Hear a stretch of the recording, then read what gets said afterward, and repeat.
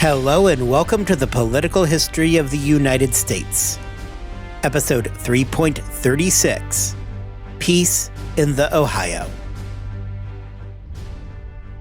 Before we get into the episode for today, I would be completely remiss if I did not bring up the fact that this is our 100th episode. So, first and foremost, to those of you who have listened to me spend the last 100 episodes talking about the history of the United States, without, actually reaching the United States, thank you so much. I've thoroughly enjoyed doing this project, and knowing that people are actually listening to it, well, that really is a fantastic feeling.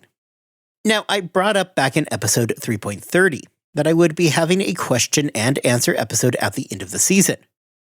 Well, the end of the season is, believe it or not, at least in sight for me now.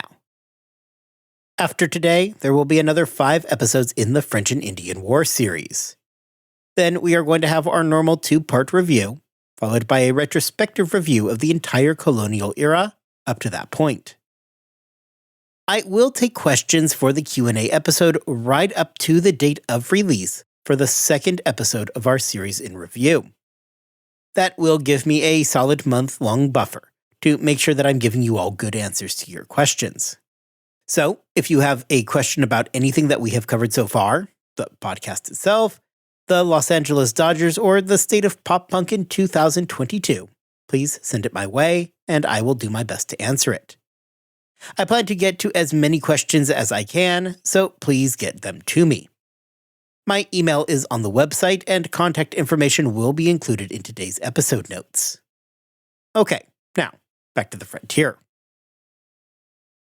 Last time, we had spent our episode looking at the events that had been taking place along the frontiers in Virginia, and especially Pennsylvania. Although the frontiers were still not a particularly safe place to be, talks with Teddy S. Gung and the Delaware people at Easton had produced hopes that peace might be on the horizon. As we have spent a few weeks discussing now, 1758 was a time of change in the colonies. William Pitt's new policy of just pumping money into the colonies had really changed everything. Suddenly, there was a completely unprecedented war effort taking place in the colonies. Among these changes, we see Lord Loudoun get kicked out and then get promptly replaced by James Abercrombie. However, the more things change, the more they stay the same. Just like his predecessors, Abercrombie's time in leadership was rough. He marched with his massive army to Fort Carillon, where he was quickly sent running by an army less than a quarter of the size of his own. Further north in Louisburg, there was actual success as Jeffrey Amherst successfully captured the critical fort. This was followed up by a stunning victory led by John Bradstreet over the French at Fort Frontenac in late August. Today, we are going to focus on events along the Southern Theater's frontiers during 1758. This is really going to be the tale of 2 stories. We are going to pick back up looking at the diplomatic efforts between Pennsylvania and the Indian tribes in Easton. We are likewise going to spend time looking at the British offensive on Fort Duquesne, because in 1758, there will be an offensive on Fort Duquesne. Fort Duquesne is the place where this entire conflict began. However, following Braddock's routing on the banks of the Monongahela, we really do not see another attempt to take Fort Duquesne.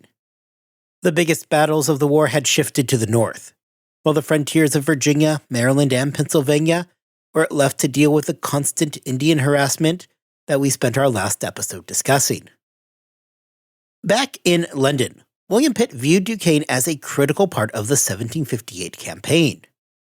He viewed taking Duquesne as providing for 2 specific advantages. First, it was still a key holding for the French in keeping the British out of the Ohio. Second, Pitt had his sights on Fort Duquesne as a method to keep the French busy on multiple fronts. With huge expeditions planned in the northern theater of the war, Pitt wanted to prevent the French from being able to send men north to protect the increasingly exposed Great Lakes, and especially the southern St. Lawrence. The man who was tasked with capturing the, thus far, elusive Fort Duquesne was Brigadier General John Forbes. Born in 1707, Forbes was a career military man, having reached the rank of brigadier general in 1757. Forbes was not a stupid man, and wisely spent a lot of time studying the mistakes that Braddock had made years earlier. What Forbes concluded was that Braddock made two critical mistakes that Forbes did not intend to repeat. The first mistake was the road that his army followed was woefully inadequate. Recall from episode 3.29 when we talked about Braddock's expedition, that the road he followed was the same one used the year prior by George Washington. The road was far more overgrown and narrow than Braddock had expected, which caused the progress of his army to slow down to a crawl. The impatient Braddock decided that he would take an advance group forward, while most of the artillery and his baggage train was stuck methodically plodding forward. Doing this effectively reduced the strength of his army. This advance group would, of course, be that group that was destroyed before reaching Fort Duquesne. Both Virginia and Pennsylvania would compete for the new road to go through their colonies, with Virginia pushing the use and improvement of Braddock's old road, and Pennsylvania advocating for a new, more direct path. After some consideration, by July, Forbes had decided that building a new road through Pennsylvania was going to be the best plan, and quickly work began. The work was going to be slow going in its own right, as men found themselves suddenly hacking away at the densely forested lands to clear a path to the east. A new, wider road would help prevent so many of the problems that Braddock had. The new road was wider, meaning that there would be no need to dangerously split the army. The baggage train and the artillery could keep up with the main column of the infantry. The only downside came from the extensive work that came with preparing a new road, rather than improving the existing road. Regardless, however, throughout the summer months of 1758, Forbes' men were hard at work clearing a path. Now, it is worth noting that this road was not entirely new. It did incorporate and improve upon projects that had been in the works for a couple years at that point. The second problem that Forbes was facing came down to his relationships with the local Indian tribes. Braddock utterly lacked any kind of meaningful Indian allies. Braddock was insulting, if not downright dismissive, to potential Indian allies, which would prove to be a very serious loss for him. Forbes clearly did not want to repeat the mistakes of Braddock. He was actually aware of the importance of Indian support, yet by the time that 1758 rolled around, that was much easier said than done. We spent the entire episode last time discussing the fact that relationships with the Indians along the frontier were in a bad spot. Sure, there had been some progress with Teddyusgung and the eastern Delaware tribes. They had stopped fighting. However, at this point, progress was more of a reason for hope than it was an actual advantage for Forbes. Teddyusgung aside, there were still a whole lot of tribes out there that were very hostile to the British. For the job of retaking Fort Duquesne, Forbes had a decent-sized army to work with. His primary force comprised some 1,600 British regulars under the command of Archibald Montgomery. This regular army was then supplemented with an additional 2,700 provincials from Pennsylvania under the command of John Armstrong, and 2,600 from Virginia with George Washington at its command. Much as was the case elsewhere, the plan for the troops under Forbes' command was that the regulars would handle most of the fighting, with the far less disciplined provincials doing much of the heavy lifting of preparing for those fights. So, a task such as, say, widening and preparing a road that would head towards Fort Duquesne was left up to the provincial troops. The war effort in Pennsylvania took on a somewhat different look than we see up in the north. The most noticeable difference is that everything is going on later in the season. Whereas the attacks on Louisburg and Craelin happened in July, we really do not see a lot of action taking place in Pennsylvania at the same time. Logistically, there was a bit less of a rush in Pennsylvania, if only because the campaign season could be longer than further to the north. However, beyond that, Forbes was well aware of the efforts of Teddyusgung and the developments coming out of Easton. A new Eastern Conference had been planned for early October 1758, and with even the possibility of stripping away Indian support from the French, Forbes wisely delayed the offensive until after the conference. With the planned offensive now delayed until after the next Eastern Conference, Forbes decided that this would be a good time to go and do some reconnaissance of the fort, just to see what they're dealing with. This mission was entrusted to James Grant, a major in Forbes' army. Accompanying him on this mission, he had a mixture of some 800 regulars and Virginia provincials. The plan had really been simple enough. Take a look around and learn what you can. Ideally, if Grant could capture a few men, well, that would be great from an intelligence gathering perspective. By September 13th, Grant was in position on a hill within sight of the French fort. Things were going well enough. He had not been detected and was in a perfect position to get his job done. Unfortunately, Grant, rather than just doing the job that he was told to do, decided that this was an opportune moment to be a real go-getter. From what he could tell, Fort Duquesne was lightly garrisoned. If he could return from a reconnaissance mission and tell his commanding officer that he had just gone ahead and captured the fort, well, everybody would be thrilled. He would be a hero. Having decided that taking the apparently poorly garrisoned fort was a pretty good idea, Grant set his plan into action. His plan was to split up his army. A small group would make their way noisily towards the fort. Their noisy approach would draw out the French and Indian forces inside to confront the approaching British army. Once out and ready to engage, Grant would throw the rest of his men into the fight. The French and Indian forces would quickly realize that they had marched into an ambush and would proceed to either get slaughtered or surrender. And just like that, years after the crushing loss of General Braddock, it would be the British launching an ambush against the French to capture the fort where this entire war had begun. On the morning of September 14th, Grant launched his plan. His small contingent went out, beat drums, and generally made a whole lot of ruckus as they approached the fort. Unfortunately for James Grant, his reconnaissance, as well as his conclusions that Fort Duquesne was poorly garrisoned, were not at all on point. As it turned out, the French and Indians inside were surprisingly well garrisoned. Upon hearing the noise, those inside the fort made their way out to confront the British. Very quickly, it was the British who found themselves overwhelmed and quickly getting routed by the defenders of Duquesne. With Grant's army now finding itself on the wrong side of a Braddock-esque massacre, Grant quickly threw the rest of his men into the fight. It was, however, to no avail. After a brief but fierce battle, some 270 British and provincial troops lie dead, nearly 1/3 of Grant's army. Grant, for all of his trouble, was captured along with several of his officers and sent north to Canada as prisoners.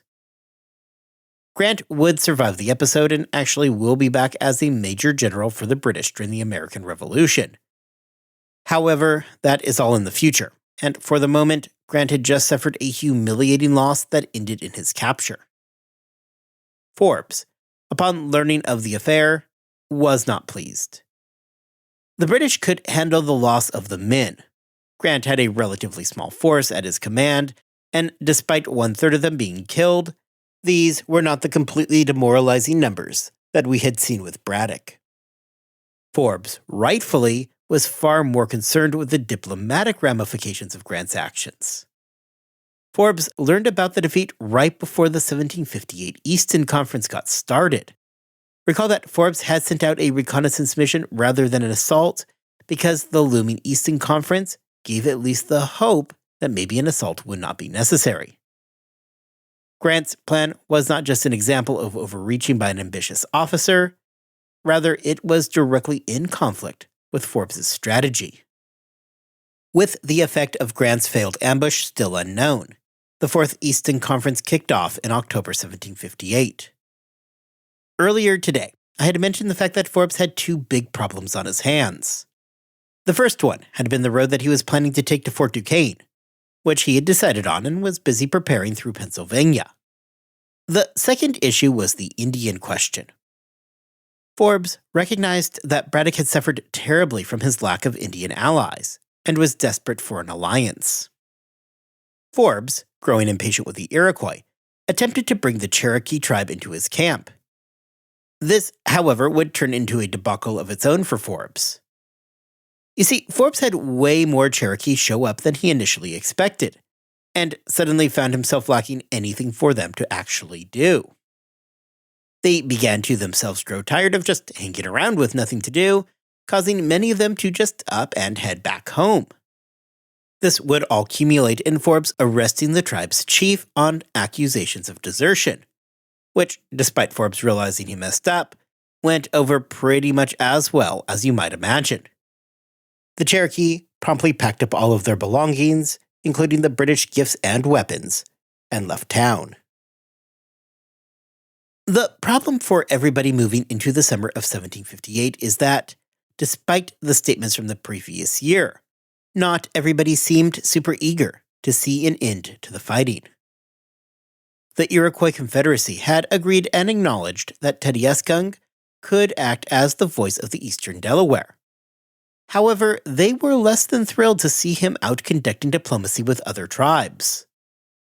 This would likewise mean that William Johnson, anxious to remain in good relations with the Iroquois, was not exactly helping the peace negotiations along.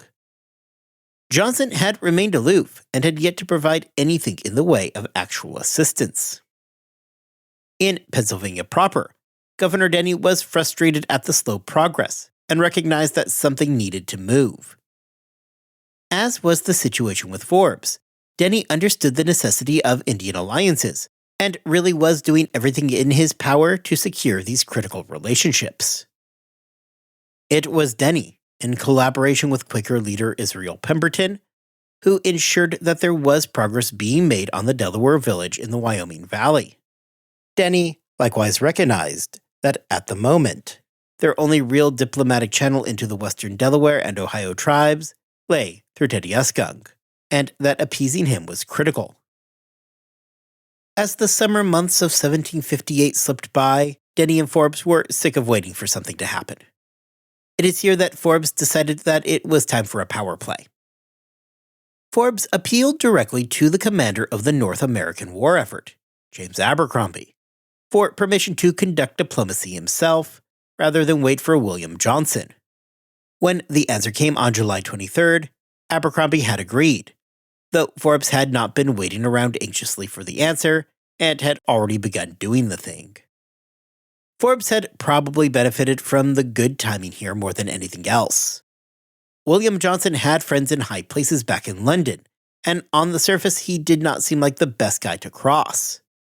However, James Abercrombie was giving the thumbs up to just about anything that he could during the summer of 1758.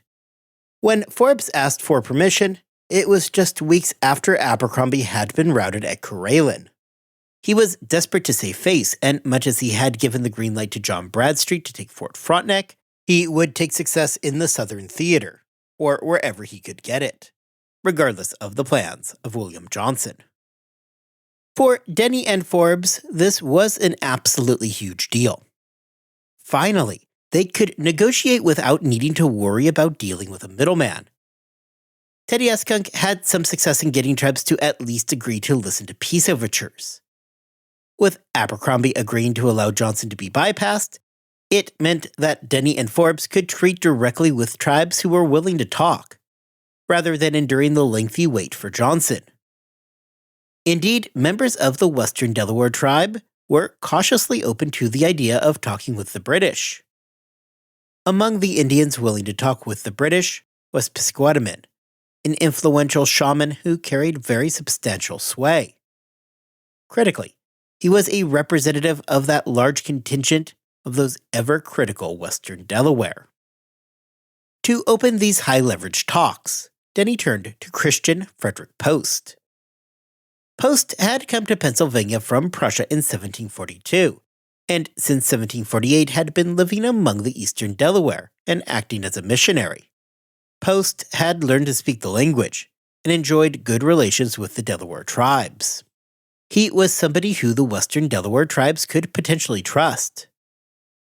Pisquatamon, interested in there finally being a peace, did what he could and gathered as many of the local chiefs as would listen for a meeting with Post at Kosciuszko on August 18th. If you're wondering where Kosciuszko is on the map, it is located near Slippery Rock, Pennsylvania, some 50 miles to the north of modern-day Pittsburgh. It was there that Post made unequivocally clear that his mission was one of peace. The British wanted a return to peaceful relations with both the Delaware and all of the Ohio tribes.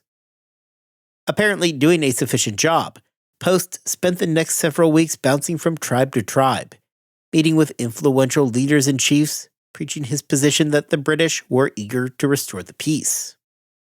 All of this was being done under the protection of Pisquatamon, as Post was currently wandering around in territory that was not under British control.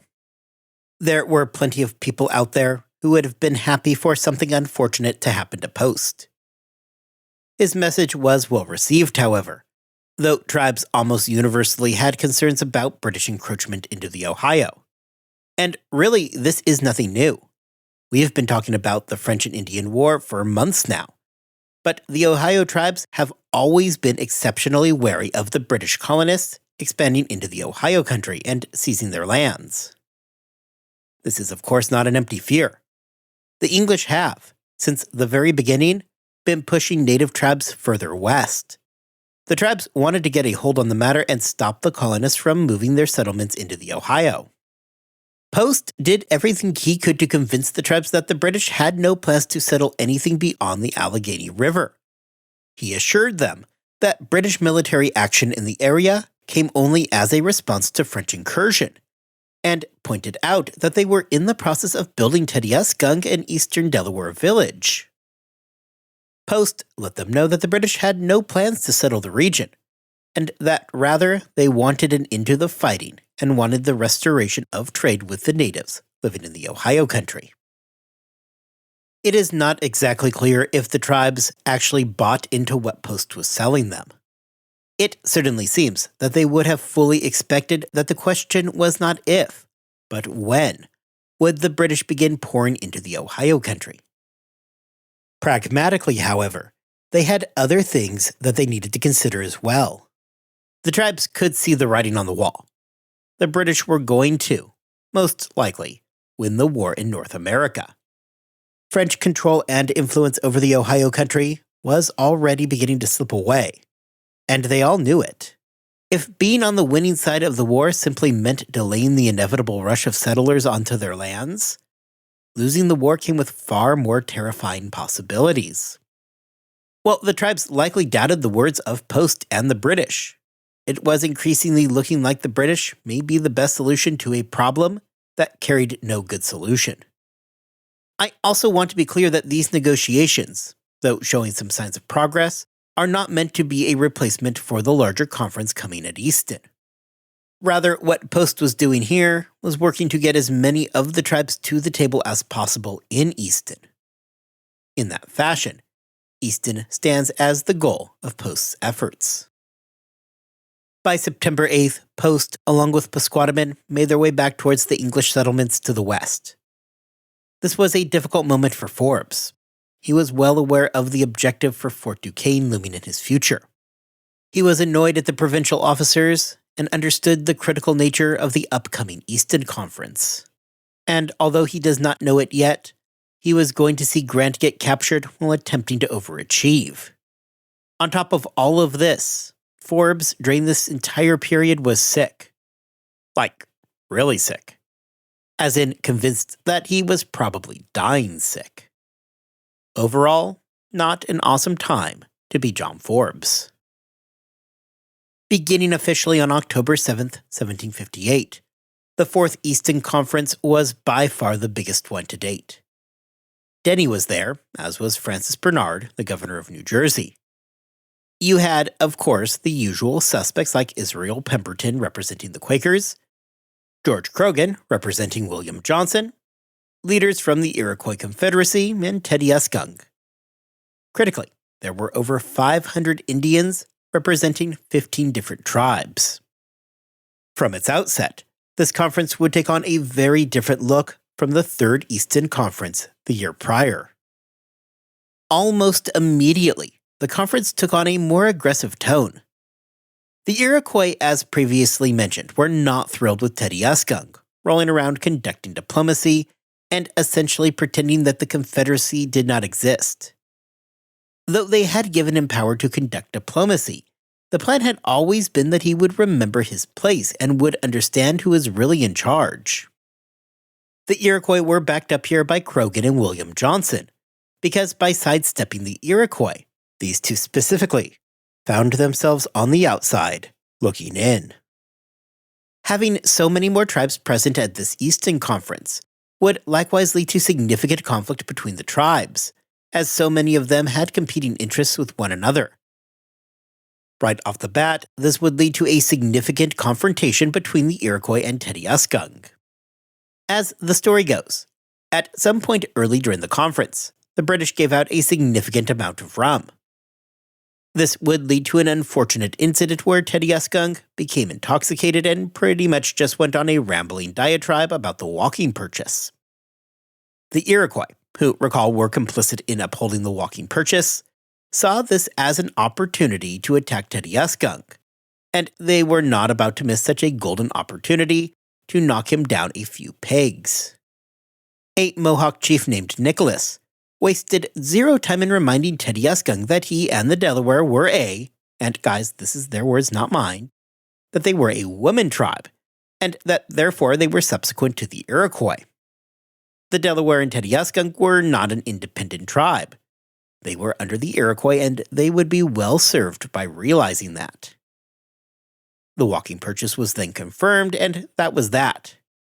And just in case you think that this is some sort of spur-of-the-moment thing, and not at least somewhat orchestrated, please be aware that Nicholas, that Mohawk chief busy chewing Teddyuskung out, also just so happened to be the father-in-law of George Croghan. Now, to be fair, Teddyuskung's problems were far more serious than a one-night drunken tirade. His position was compromised before he even arrived at Easton. In fact, depending on the source that I'm looking at, his drinking may well have been because he was increasingly disheartened from his rapidly eroding power base. Alcohol certainly did not help his situation, but it alone was not the sole cause of his problems. Even had he remained stone-cold sober during the entire conference, he was still going to be undermined by the Iroquois. So what happened? Why has Teddyuskung gone from flying so high to becoming so isolated in a relatively short period of time? Teddyuskung's fall from power came largely as a result of that Third Easton Conference, the one where he seemingly accepted huge concessions from the British in order to pull himself out of the war. The Iroquois only begrudgingly accepted his authority the year before, and even then really wanted to make sure that they reined him in. He could speak for the Eastern Delaware, but conducting diplomacy with other tribes, that was something they were far less willing to concede. If Teddyuskung was looking towards the Pennsylvania officials for support, he was going to be sorely disappointed. There was already peace between Teddyuskung and the British. He had become suddenly irrelevant, as attention shifted to the tribes that remained hostile. Not to mention, it isn't like Denny was actually all that interested in looking into the walking purchase. Sure, he had said the things the year before, but that was just out of pragmatism, rather than any actual feelings or beliefs of injustice. If the Iroquois reasserted their dominance over Teddyuskung and controlled the village in the Wyoming Valley, and a meaningful investigation into the walking purchase could be swept aside, that really would be the ideal solution for everybody. The Iroquois had no interest in looking deeper into the walking purchase, therefore the Pennsylvania leadership was perfectly fine with them exercising dominance over Teddyuskung. With his own position of power just suddenly gone, Teddyuskung spent the rest of the conference moving between being disruptive, drunk, or most often a combination of the two. As a result of this behavior, even the Quakers under Pemberton abandoned Teddyuskung. Despite having so much tied to them, Pemberton had no plans to remain staunchly loyal and risk the primary objective of peace to support the drunk guy at the conference. Much to the chagrin of Teddyuskung, despite his pleas, the walking purchase was going to be allowed to remain. However, this is not to say that the Pennsylvania government was not willing to make concessions, because they recognized the need to appease the Ohio tribes, who were quite nervous about British intentions over the Ohio country. With Iroquois power reasserted, the Pennsylvania proprietors went ahead and ceded the land west of the Allegheny Mountains that had been sold at the Albany Conference. With this one move, the Ohio tribes were reassured that the Iroquois Confederacy ruled supreme in the Ohio country. Governor Denny stepped in at this point and, as a secondary move of reconciliation, pledged that in the future, the Delaware tribes would be consulted prior to any land deals between the colony and the Iroquois. In other words, negotiations on land sales could not cut out the Delaware tribes living on the land. The Ohio tribes would be free to do with their land what they wished, and would not risk having that land unceremoniously stripped from them. They would have a meaningful say in the land that they were actually living on. The practical effect of this was meant to stop the flow of British colonists from settling to the west of the Allegheny Mountains. For Pisquattamin, this was enough for him to pull the western Delaware out of the fight. For the moment at least, Pisquattamin was satisfied that his tribal lands were safe from British incursion, which was about as good as he was going to do. It satisfied the Iroquois that once again they had commanded something resembling hegemony over the Ohio country. The British, in exchange for reversing the land transaction made during the Albany Conference, had secured peace from the western Delaware, who agreed to stop fighting. The formal peace was reached on October 26. While it did not wholly end the hostilities along the frontier, it removed one of the driving forces behind the fighting.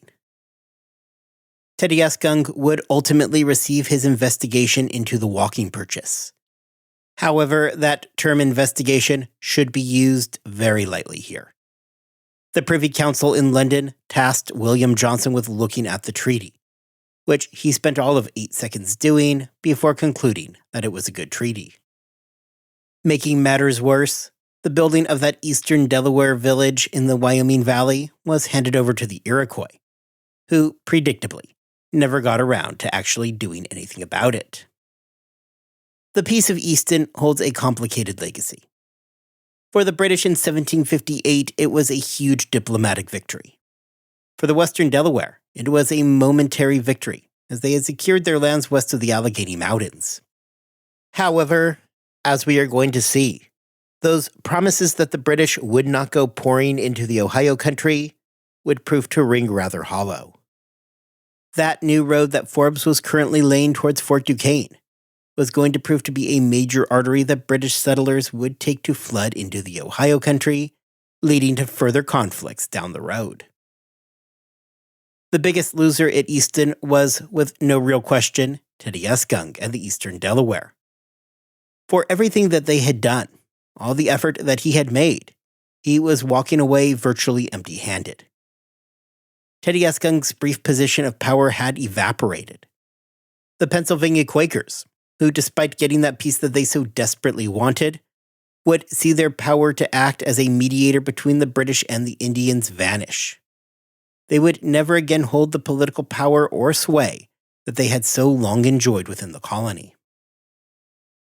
With Pisquattamin and the western Delaware now mollified, Forbes was finally free to move on Fort Duquesne. On November 2nd, Forbes and his army assembled at Loyalhanna for the expedition against the fort. Forbes was facing multiple problems. While rumors had abounded that the fort was struggling because of the British blockades on French ports, there still was reason for concern. The ambush of Braddock years before and the much more recent rout of Grant likely were things weighing on Forbes and his men. To make matters worse, this campaign was kicking off in November, an especially late date for an army ill-prepared to make winter camp. Finally, Forbes was concerned that if he were to delay the mission any longer, he may never have the chance to take Fort Duquesne. His health continued to deteriorate, and by this point, he really was questioning if he was going to live long enough to see another campaign season. At Fort Duquesne itself, they appeared to at least be seemingly aware of the massing British force. The fort was suffering from several critical problems. Following a minor skirmish in mid-November between British troops and the French allied Indians, the British had learned that Fort Duquesne had become extremely vulnerable. The Treaty of Easton had completely drained French support in the region. There were still hostile tribes to the British, tribes that were at least nominally allied with the French that were still in the Ohio country. However, following Easton, all of these tribes had to take a very close look in the mirror and decide if this was the fight that was really worth having. For most of the tribes, the answer was no. They had no interest in dying in what was likely going to be a losing battle to protect a French fort. Forbes saw his opportunity and knew that it was crucial that he strike now, while the French were at their weakest. For the attack, Forbes would send 3 brigades, with Henry Bouquet, John Montgomery, and George Washington at their helms. They were to march in parallel lines towards the fort. In order to prevent a repeat of the disastrous march under Braddock, Forbes sent out additional parties to protect the flanks. In all, some 2,500 men were now on the move, towards what may have symbolically been the most important French holding in the entire war. On the evening of November 24th, the army was just 15 miles away from the fort. The battle was likely only a day or so off. It was there that night that the British learned that there would be no great battle.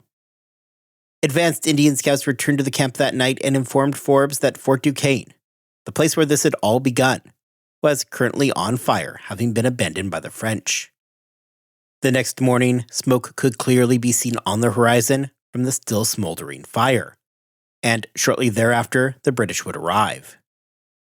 Just like that, after years of fighting, the forks of the Ohio were back under British control. This would prove doubly crushing for the French war effort, as those remaining tribes in the Ohio country that had remained loyal to the French realized that it was probably a pretty good time to jump off that sinking ship. Those tribes suddenly decided that peace sounded like a pretty good prospect, to which the British were happy to accept. For the first time since 1754, there was a fragile peace in the Ohio. Forbes returned with his army back to the east, leaving a small garrison to hold the ruins of Fort Duquesne. It was out of these ruins that a small village named Pittsburgh would be formed. While the Ohio country was at peace for the moment, the French and Indian War truly had changed the frontier dynamics between the British colonists and the Indians in the Ohio. Despite any peace treaties that had been signed, future attacks would not only occur, but would grow in their scope and brutality. This becomes even more profound following Pontiac's War during the early 1760s, a topic that we are going to lead off with next season. Regardless of the outcome of the events in the Ohio country, things had been permanently changed. Conflict between the frontier colonists and the Indians had taken on a far more brutal nature than they had previously known, something that is going to last far beyond the events of the French and Indian War. General Forbes was a hero upon his return to Philadelphia. Unfortunately for him, however, he would prove right in another matter as well. As it would turn out, he was not just being dramatic when he expressed concern over his ability to see another campaign season. On March 29, 1759, Forbes died. As a final note on Forbes, he remains a well-memorialized figure in Pittsburgh to this day. A main thoroughfare throughout the city is Forbes Avenue, which in places follows the path of the road that was laid towards Duquesne. Likewise, the Pittsburgh Pirates and the Pittsburgh Steelers would both spend better parts of 60 years playing in a stadium named after the man. It is also worth mentioning that for George Washington, this is the end of his involvement in the French and Indian War. His fight was now over, and Washington was ready to go begin his life as a gentleman Virginia farmer. A little over a month after looking at the smoldering ruins of Fort Duquesne, on January 6, 1759, Washington married Martha Dandridge Custis, a wealthy 27-year-old widow. Washington, who had been given the honorary and temporary rank of Brigadier General by Forbes for this specific expedition, would have likely believed his military career to be over. Command over a revolutionary army is something that would have been inconceivable to Washington at this point of his life. When looking back on the French and Indian War in 1758, it is hard to see anything other than a completely game-changing series of victories by the British. Sure, there had been some struggles. Obviously, Abercrombie did not have a great time up at Corallan. However, aside from that, it had been victory after victory for the British, after so many years of disappointing losses. Amherst had secured Louisbourg and the entrance to the St. Lawrence. The victory by Forbes over Duquesne, combined with that hard diplomatic victory at Easton, had secured peace in the Ohio country and had given the British control over Lake Erie. There had been that unexpected victory at Fort Frontenac and the destruction of one of the most valuable stores in all of French Canada. William Pitt had reinvigorated the war effort in North America, and, except for a few hiccups, he had seen nothing other than success. As we move into the future, we are going to have ample time to explore how Pitt's policies would profoundly alter the course of events and the relationship between the British and their North American colonists. However, that is all for our future. For right now, these policies had proven to be wildly successful. Next time, we are going to jump into the campaign season of 1759. If the British had turned the tide in 1758, they were eyeing 1759 to be the fatal blow. With Amherst now in command over the North American effort, everybody was eager to see the British roll into 1759 with the singular goal of knocking the French out of the war in North America. Until then, I hope you all have a fantastic 2 weeks. I hope that you are all staying healthy and staying safe. If you have any questions that you would like to hear me answer in our Q&A episode, please go ahead and send those my way. And with that, I will see you back here in 2 weeks' time as we launch into the campaigns of 1759.